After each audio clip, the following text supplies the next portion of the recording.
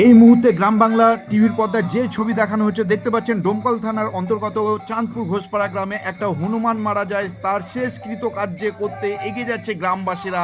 তারা নিয়ে যাচ্ছে মহাশ্মশানের পাশে সমাধিস্থলে নিয়ে যাচ্ছে, তার ছবি তুলে ধরা হয়েছে এই মুহূর্তে গ্রাম বাংলা টিভির পর্দায়।